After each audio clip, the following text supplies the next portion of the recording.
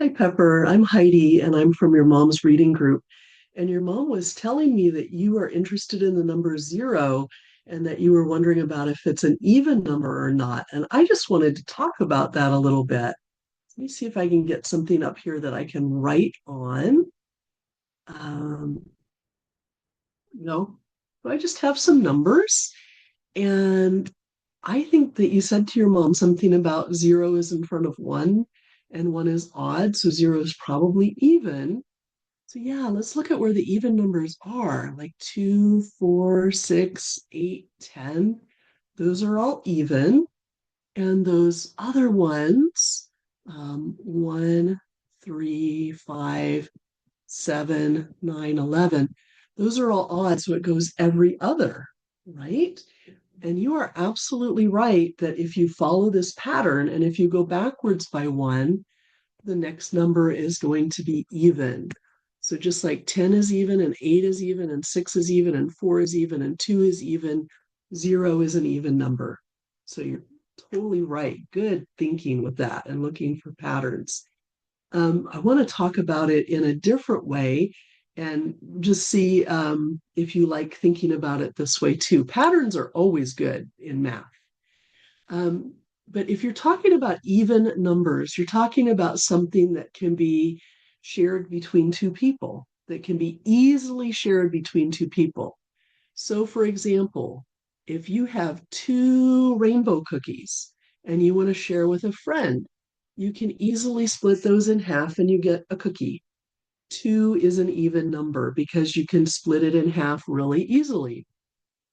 And let's say you have four cookies, you can share with a friend and you both get the same amount. You both get two cookies. You can cut it in half. Now, you can still share if you have three cookies, but what are you going to have to do? Like, you're going to get one cookie and your friend is going to get one cookie, but what has to happen to that other cookie? When you cut it in half, kind of messy, but we're just breaking the cookie. You have to break a cookie to share. You both get one and a half cookies. Same thing if you have an odd number, let's say five cookies. One, two, three, four, five. You both get two, but then there's still another one. Whoops, I just threw my pen. Then there's another one, and you have to break it in half in order to share.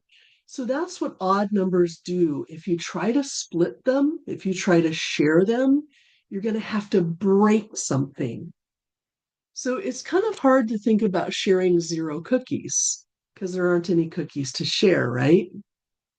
But I mean, you both get zero. It's fair. You both get zero. So that's fair.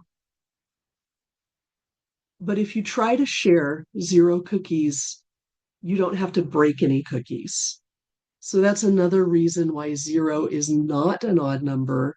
Zero is an even number because if you try to divide it by two or cut it in half, you don't have to break any cookies. I hope that makes sense. I really, really like your way of thinking about it with looking for patterns.